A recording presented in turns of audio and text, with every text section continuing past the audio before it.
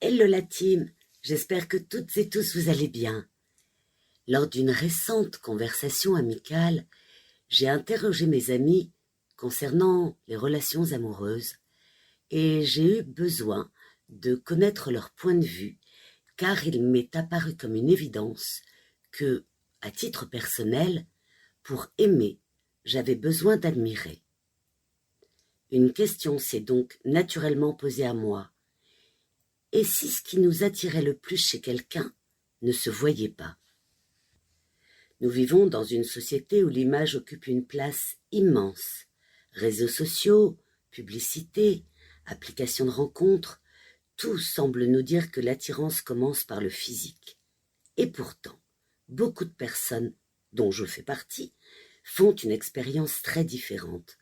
Elles se sentent profondément attirées, pas par un corps, mais par un esprit. Une phrase bien tournée, une réflexion intelligente, une curiosité sincère, un regard qui comprend avant de juger, tout cela m'attire. Alors, comment appelle-t-on les personnes qui aiment l'intelligence plutôt que le physique? Eh bien, on parle souvent de sapiosexualité. Mais que recouvre ce mot en réalité aux 3 dimensions complémentaires? D'abord, la dimension amoureuse, puis la dimension relationnelle et enfin la dimension philosophique. Tout d'abord, au point de vue amoureux, le terme sapiosexuel désigne une personne qui ressent une attirance affective ou sexuelle, principalement basée sur l'intelligence. Ce n'est pas le diplôme, ce n'est pas le statut social, ce n'est pas être plus malin que les autres, c'est la capacité à réfléchir, à argumenter, à écouter, à avoir une vision du monde, à poser des questions intéressantes. Voici un exemple concret. Imaginez 2 personnes.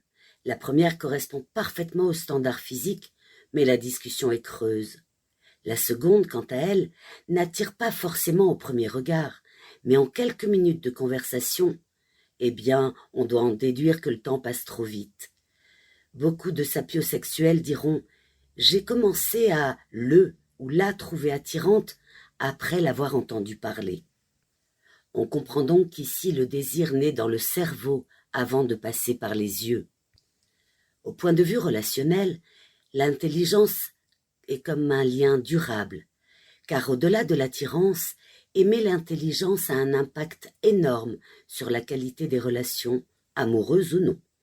Une relation basée sur l'esprit repose souvent sur le dialogue, l'humour, la complicité intellectuelle et bien évidemment le respect mutuel. Par exemple, dans un couple qui favorise l'intelligence, les désaccords deviennent des débats, les différences nourrissent la relation et enfin, la discussion ne s'épuise pas avec le temps. À l'inverse, une relation uniquement basée sur le physique peut s'essouffler lorsque l'apparence change, la nouveauté disparaît et les sujets de conversation se raréfient. Aimer l'intelligence, c'est souvent chercher quelqu'un avec qui penser, pas seulement quelqu'un à regarder. D'un point de vue philosophique, cette attirance pose une question essentielle. Qu'est-ce qui définit vraiment une personne? Le corps? Ou la pensée, la conscience, la manière d'être au monde? Depuis l'Antiquité, de nombreux philosophes ont valorisé l'esprit. Platon parlait d'amour des âmes avant celui des corps. Descartes distinguait le corps et la pensée. Aujourd'hui encore, on parle de connexion intellectuelle ou de résonance. Aimer l'intelligence, c'est souvent refuser de réduire l'humain à une enveloppe. C'est donc considérer que la vraie beauté est vivante, mouvante, évolutive. Prenons garde aux idées reçues. Il y a, à mon sens, plusieurs clichés à déconstruire, comme par exemple celui qui prétend que les sapiosexuels méprisent le physique. C'est faux, le physique existe, mais il n'est pas central. Il paraîtrait qu'il faut être cultivé pour plaire.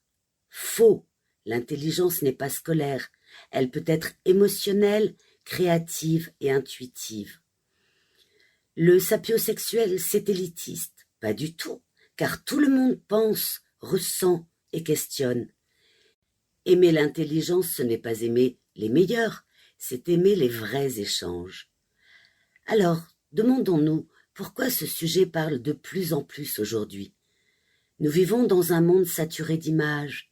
Beaucoup ressentent une fatigue du superficiel, un besoin de sens, une envie de profondeur. Les conversations qui marquent souvent sont celles qui nous portent à réfléchir, nous font rire intelligemment ou nous permettent d'évoluer. Aimer l'intelligence devient alors presque une forme de résistance douce, résister au tout visuel, au tout rapide, au tout jetable. Aimer l'intelligence, ce n'est pas être contre la beauté, c'est choisir une beauté qui ne fane pas, qui se nourrit du temps et qui grandit à chaque conversation. On peut donc en conclure que le physique attire parfois, mais c'est l'intelligence qui retient, qui relie et qui nous fait durer. Petite phrase de conclusion, la beauté, c'est juste la poignée de la valise.